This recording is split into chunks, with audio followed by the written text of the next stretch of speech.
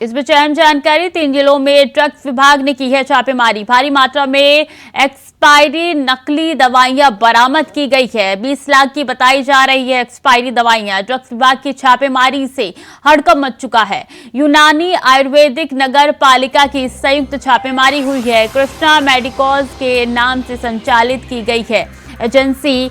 नगर कोतवाली इलाके के गांधी मूर्ति का ये पूरा मामला है। तो भारी मात्रा में एक्सपायरी नकली दवाइयां बरामद की गई है और आपको बता दें कि 20 लाख की बताई जा रही है एक्सपायरी दवाइयां।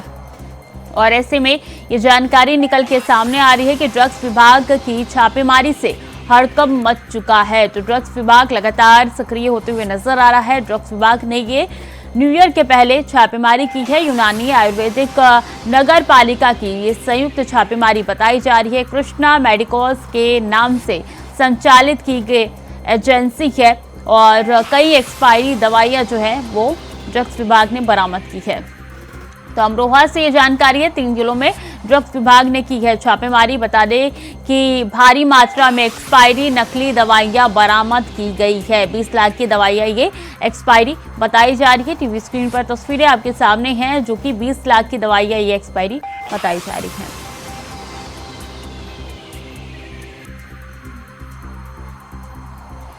सारा सामान सब एक्सपायर डेट है 22, 21 सब एक्सपायर हो चुका है। मतलब 1 साल से आप पुराना एक्सपायर डेट 2022 से बाद बात की है सारी और ये सब इनको सरेंडर करके रेस्ट में कराना चाहिए, तो नहीं कराया।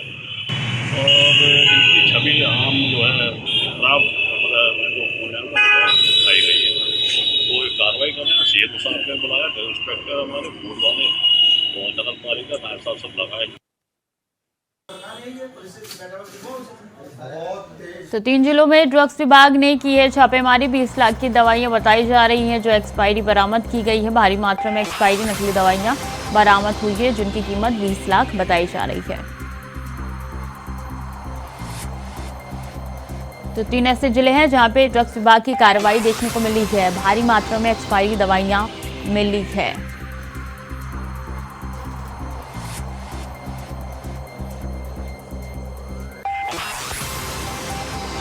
यूनानी आयुर्वेदिक की संयुक्त कार्रवाई देखने को मिली है।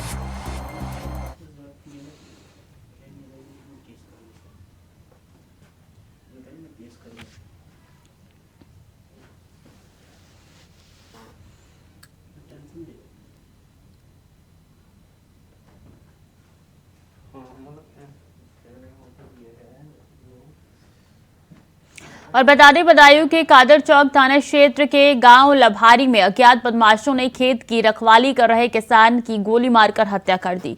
जानकारी के मुताबिक किसान खेत की रखवाली करते वक्त अलाव ताप रहा था, तभी बदमाशों ने उसे गोली मार दी। साथ ही पड़ोस के खेत में रखवाली कर रहे किसान को भी बदमाशों ने गोली मार दी, लेकिन गनीमत रही कि पास के खेत का किसान बाल बाल बच गया। घटना के बाद बदमाश फरार हो गए, जिसके बाद किसान ने इसकी जानकारी पुलिस को दी। घटना की सूचना मिलते ही मौके पर पहुंची पुलिस ने घायल को इलाज के लिए अस्पताल में भर्ती कराया। वहीं मामले में रिपोर्ट दर्ज कर जांच शुरू कर दी।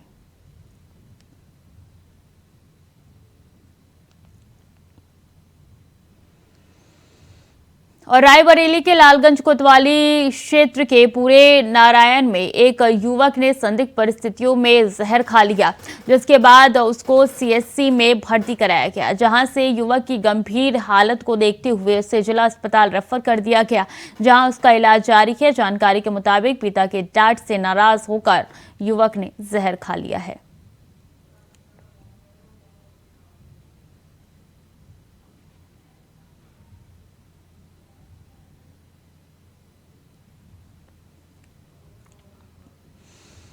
और रायबरेली के पुलिस जगतपुर थाना क्षेत्र की बड़ी करौती में संदिग्ध परिस्थितियों में किशोरी की मौत हो गई, जिससे परिजनों में हड़कंप मच गया है। मामला संदिग्ध होने पर पुलिस सूचना मिलते ही मौके पर पहुंची और शव को कब्जे में लेकर पोस्टमार्टम के लिए भेज दिया। पुलिस के मुताबिक फिलहाल जहरीला पदार्थ खाने से मौत की आशंका जताई जा रही है। हालांकि पोस्टमार्टम रिपोर्ट आने के बाद ही मौत के कारणों का खुलासा हो सकेगा।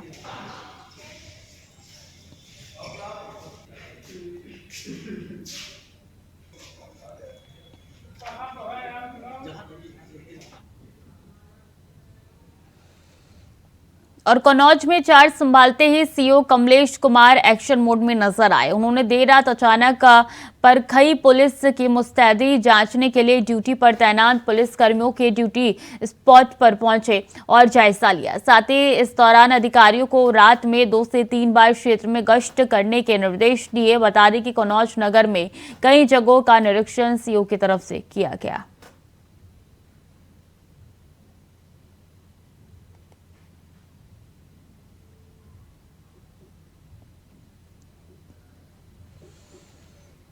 और रायबरेली में कोहरे और शीतलहर को देखते हुए स्कूलों को बंद कर दिया गया है। बता दें कि बेसिक शिक्षा अधिकारी ने आदेश जारी किए हैं कि क्लास 1 से 8 तक के सभी स्कूलों की छुट्टियां शुरू हो गई है। बताया जा रहा है कि 29 और 30 दिसंबर को स्कूलों की छुट्टियां रहेगी। तो वहीं डीएम हर्षिता माथुर के निर्देश पर स्कूलों की छुट्टियां की गई है।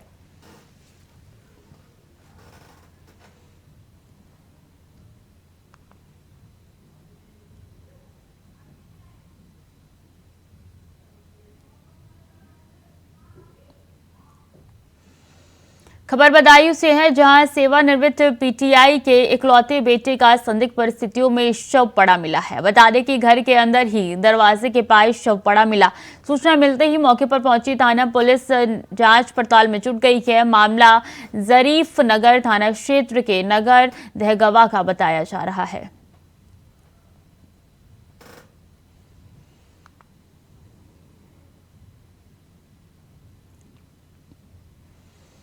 और बलिया में कड़ाके की ठंड के साथ कोहरा देखने को मिल रहा है। बता दें कि ये कोहरे की तस्वीरें हैं। कोहरा से सड़कों पर वाहन कम दिख रहे हैं, तो वहीं घने कोहरे से सड़कों पर वाहन चालकों को गाड़ी चलाने में काफी मुश्किलों का सामना करना पड़ रहा है। साथ ही तापमान में भी भारी गिरावट दर्ज की गई है। हालांकि घने कोहरे के चलते लाइट और इंडिकेटर के सहारे रोड पर गाड़ियां रेंगती हुई नजर आ रही है।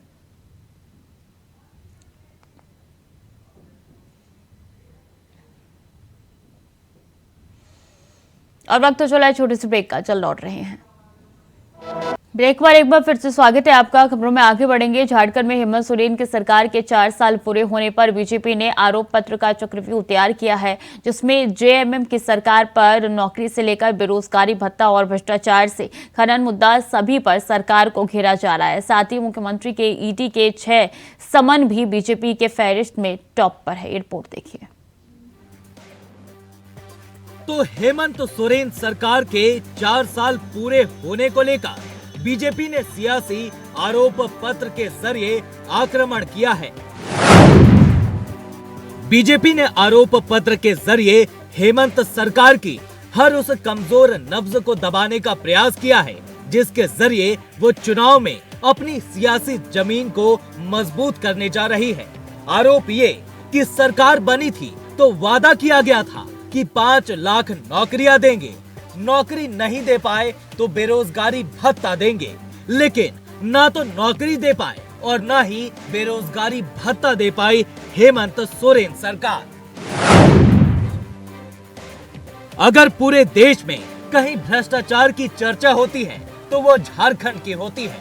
कोयला का अवैध खनन हो रहा है, बालू की अवैध ढुलाई हो रही है, सरकारी अफसर बिना पैसे के कोई काम नहीं करते। इसके पीछे की वजह राज्य के मुखिया ही हैं। ये खुद बेईमान अफसरों को बचाने में लगे हुए हैं। महंगे महंगे वकील कर कोर्ट के चक्कर लगा रहे हैं। खुद सीएम को ईडी का 6ठा समन आ चुका है, लेकिन डर के मारे एक बार भी ईडी ऑफिस नहीं जा सके हैं।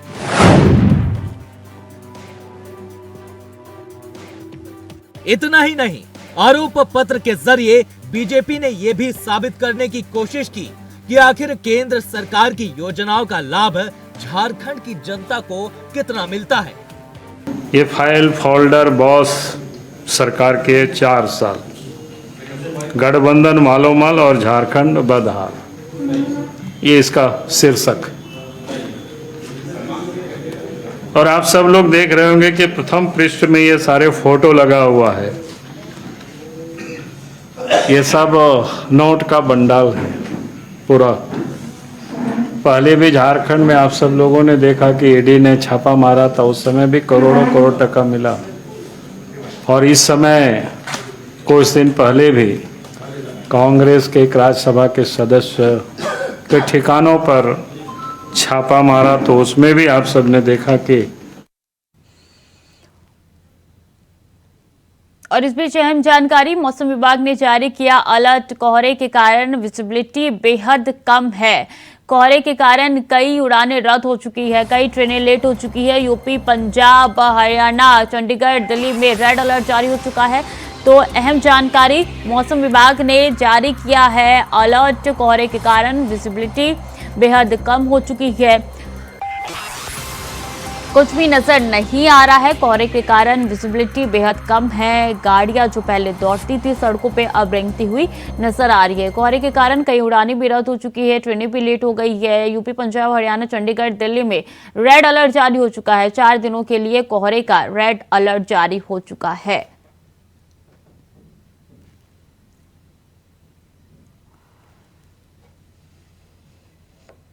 प्रवीण कुमार संवाददाता हमारे साथ सीधे गाजियाबाद से जुड़ चुके हैं। प्रवीण, अभी क्या स्थिति है? आपको बता दें कि अभी तो स्थिति थोड़ा सा कोहरा भी कम हुआ है। जब सुबह 5 से 6 बजे जब लोगों ने उठ के देखा तो सड़कों पे बहुत घना कोहरा था, लेकिन अब 10 से ज्यादा का टाइम हो गया है तो अब तो कोहरा छट गया है। लेकिन कहीं ना कहीं लोगों को कोहरे के बीच में काफी परेशानी का सामना करना पड़ रहा है, जहाँ एहतियातन लोगों को ये भी बताया गया है कि कोहरा आगे 2-3 दिन से आने वाले टाइम पे ज्यादा पड़ने की संभावना है, जिसको लेकर प्रशासन भी अलर्ट मोड पर है। क्या अभी भी कोहरा है? तस्वीरें आप दिखा सकते हैं? जी श्रुति, अभी भी आप हमारे पीछे तस्वीर में देख सकते हैं कि कोहरा है, लेकिन हल्का कोहरा है। लेकिन जैसे जैसे दिन आगे बढ़ेगा कोहरा आगे होने की और भी संभावना बताई जा रही है। बच्चों के स्कूल की छुट्टियां कर दी गई है। बच्चों की स्कूल की छुट्टी को लेकर कल राज्य जिलाधिकारी ने जिला बेसिक शिक्षा अधिकारी को आदेश किया था कि गाजियाबाद में समस्त स्कूल जो भी की कक्षा नर्सरी से लेकर कक्षा 8 तक के सभी स्कूलों को 2 दिन की छुट्टी का आदेश किया। लेकिन कुछ स्कूल, जब हमने रियलिटी चेक करी तो कुछ स्कूल उनके आदेश की अवहेलना करते दिखाई दे रहे हैं और स्कूलों की अपनी मनमानी चलती दिखाई दे रही है और बच्चे इस कड़कड़ाती ठंड में स्कूल पे आने को मजबूर हैं। इस छुट्टी 4 दिनों तक रेड अलर्ट जारी कर दिया गया है। प्रवीणा, अभी गाड़ियां जो है पहले दौड़ती थी अभी रेंगते हुए नजर आ रही है सड़कों पर। सड़कों पे अभी जब सुबह आप जैसे जैसे दिन ढलता जा रहा है ट्रैफिक भी सड़कों पे कम होता जाता है। सुबह मर्रा पे लोग जाने वाले, ऑफिस जाने वाले लोगों को काफी परेशानी होती है। और जब लेकिन यातायात पुलिस ने भी लोगों को एडवाइजरी जारी की है कि घना कोहरा होने के चलते लोग अपनी लाइटों का, वाहनों की लाइटों का यूज करें और फोग लाइट भी जला कर रखें। और इस दौरान प्रशासन ने भी अपने अपील की है कि लोगों से कि अपने बच्चों को घर में रखें और सुरक्षित रहें और हो सके तो अलाव की व्यवस्था रखें, क्योंकि आने वाले दिनों में कड़कड़ाती ठंड और ज्यादा पड़ने के आसार दिखाई दे रहे हैं। इस ठंड को देखते हुए और इस कोहरे को देखते हुए प्रशासन की तरफ से क्या इंतजाम किए गए हैं गाजियाबाद में? गाजियाबाद में प्रशासन की तरफ से कड़े इंतजाम किए गए हैं, जैसे कि आश्रय स्थल बनाए गए हैं जगह जगह। गाजियाबाद में 4 जोन पड़ते हैं नगर निगम के द्वारा, जो कि अलग अलग स्थानों पर गाजियाबाद नगर निगम ने शेल्टर होम की व्यवस्था की है ताकि बेसहारा लोग सड़कों पे ना रह सके। और उस शेल्टर होम में बेसहारा लोगों के लिए अलाव की व्यवस्था, उनके लिए कंबल की व्यवस्था और खाने की व्यवस्था की गई है। प्रशासन की तरफ से भी नगर निगम के अधिकारियों को आदेश दिया गया है कि वो समय समय पर उन शेल्टर होम की चेक करते रहें ताकि बेसहारा लोगों को कोई दिक्कत का सामना करना ना पड़े। जी छुट्टी, जिस तरीके से कोहरा है, कोहरे के कारण कुछ भी नजर नहीं आ रहा है, ऐसे में एक्सीडेंट की संभावनाएं ज्यादा होती है, तो उसको लेकर यातायात की तरफ से क्या दिशा निर्देश दिए गए हैं, एडवाइजरी जारी किए गई हैं?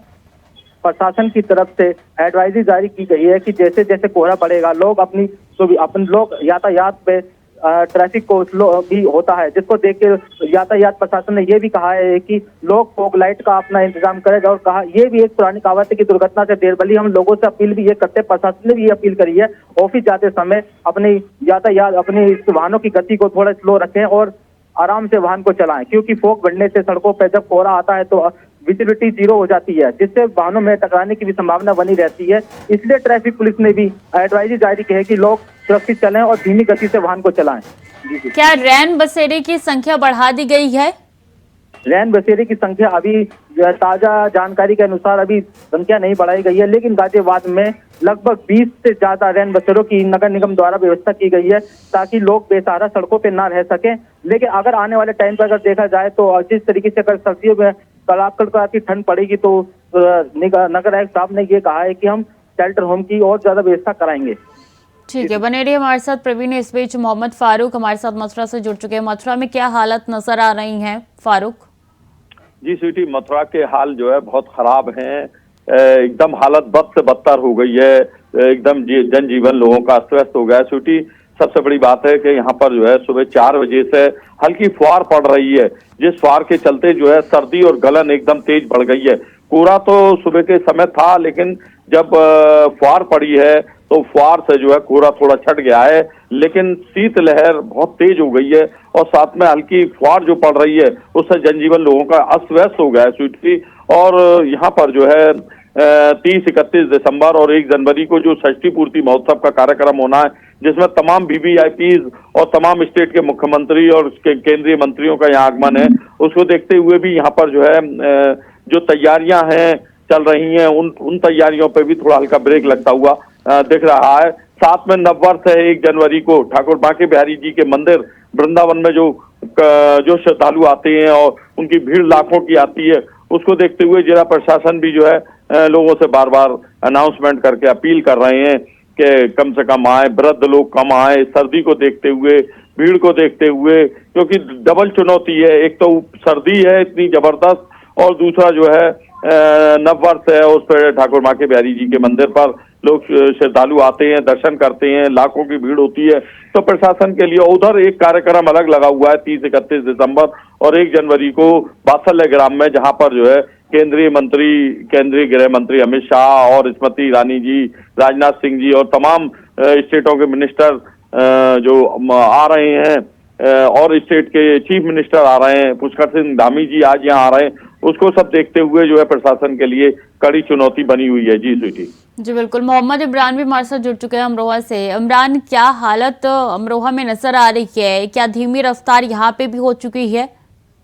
जी बिल्कुल, अगर अमरोहा की बात की जाए तो अमरोहा में भी घने कोहरे का कहर देखने को मिला है। हाईवे पर वाहनों की रफ्तार धीमी हो गई है। वहीं जनजीवन की बात की जाए तो जनजीवन भी यहाँ पर पूरी तरह से अस्त व्यस्त है। सुबह से ही घने कोहरे से लोगों के जनजीवन पर इसका काफी असर पड़ा है। वहीं अमरोहा में अगर कोहरे के कहर की बात की जाए तो बीते 4 दिन पूर्व यहाँ पर एक कोहरे के कहर के चलते एक बड़ा हादसा भी हुआ था, जिसके चलते यहाँ पर प्रशासन ने जो घने कोहरे हैं उस पर जहाँ दुर्घटना संभावित क्षेत्र है वहां पर जो है रिफ्लेक्टर लगवाने की जो है बात शुरू कर दी है। किसान यूनियन ने भी घने कोहरे के चलते जो लगातार हादसे हो रहे हैं और कोहरे के चलते जो लोगों के जीवन पर इसका असर पड़ा है उसको लेकर भी लगातार प्रशासन से मांग की जा रही है।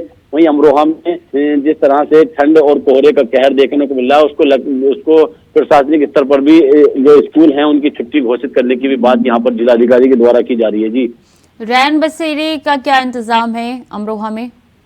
जी बिल्कुल, अगर रैन बसेरों की बात की जाए तो 4 स्थायी और 3 अस्थायी रैन बसेरे यहाँ पर मौजूद है, जिनपे लगातार अमरोहा के ज्वाइंट मजिस्ट्रेट जिलाधिकारी ADM लगातार रात्रि में रैन बसेरों का भ्रमण करते हैं। और जो स्टेशन है खासकर के अमरोहा सिटी में एक स्टेशन पड़ता है, स्टेशन को जोड़ते हुए वहाँ अमरोहा के DM और ADM लगातार वहाँ निरीक्षण करते हैं। जो भी वहाँ पर रात्रि में भिखारी या कोई गरीब लोग वहाँ पर सोते हुए उनको रैन बसेरे में खुद पहुंचाते हैं और उनके लिए कंबल वितरण और लगातार उनको बेहतर सुविधाएं जिलाधिकारी और अमरोहा प्रशासन की ओर से दी जा रही है। जी प्रवीण, ये रेड अलर्ट कब तक जारी किया गया है? मौसम विभाग का क्या कहना है, कब हालात सामान्य हो जाएंगे, ठंडे से निजात मिलेगी? मौसम विभाग ने अभी रेड अलर्ट ये आने वाले 30 दिसंबर तक का जारी किया गया है, क्योंकि बताया गया है कि अभी आने वाले दिन में कुछ बारिश होने की भी संभावना है, जिससे और सर्दी बढ़ने के आसार है। IMD ने अभी नए ताजा आंकड़े जो बताए हैं उसमें ये बताया है कि 30 तारीख को और 1 जनवरी को NCR में बारिश पड़ने की संभावना, जिससे और ठंड बढ़ सकती है। लेकिन हमें आने वाले दिनों में कहीं ना कहीं सर्दी का सामना करना पड़ेगा। जी बिल्कुल। अगर मथुरा में बात की जाए तो देखिए काफ़ी भारी संख्या में श्रद्धालु पहुंचेंगे, चूँकि नए साल का पहला दिन होगा 1 जनवरी को, और वहाँ पे क्या इंतज़ाम खास किए गए हैं? क्योंकि एक तो ठंड है, ऊपर से भीड़ भाड़ और कोरोना के भी लगातार ये जो केसेस निकल के सामने आ रहे हैं फारूक, ये काफ़ी चिंताजनक है। जी स्वीटी, यहाँ पर जिला प्रशासन जो है इस बात को लेकर काफी चिंता में है कि 3 कार्यक्रम यहाँ पर हैं और नववर्ष का कार्यक्रम है जहाँ लाखों की भीड़ आती है और कोरोना के जो है तमाम केस जो है लगातार निकल रहे हैं, सर्दी जुकाम बुखार के मरीज भी लगातार बढ़ रहे हैं और उसको देखते हुए जिला प्रशासन के लिए एक बहुत बड़ी चुनौती है, क्योंकि ठाकुर बांके बिहारी मंदिर और मथुरा के तमाम मंदिर घूमने के लिए लाखों श्रद्धालु आते हैं, दर्शन करने के लिए अपने आराध्य के दर्शन करते हैं और साफ तौर पर जो है जिला प्रशासन के अधिकारियों का कहना है ये एक बहुत बड़ी जी चुनौती का बिल्कुल, ये कोहरे का सितम अब लगातार ढह रहा है और 3 से 4 दिन यही हालात रहने वाले, मौसम विभाग का कहना है। आप तीनों का बहुत बहुत शुक्रिया हमारे साथ जुड़ने के लिए, तमाम जानकारी साझा करने के लिए। तो अभी स्थिति काफी ज्यादा कोहरानुमा है और ऐसे में कहा गया है कि जरूरत ना पड़े तो आप घर से बाहर ना निकले, अपना ध्यान रखें। फिलहाल के लिए बुलेटिन में इतना ही। खबरें लगातार जारी है, देखते रहिए इंडिया वॉइस।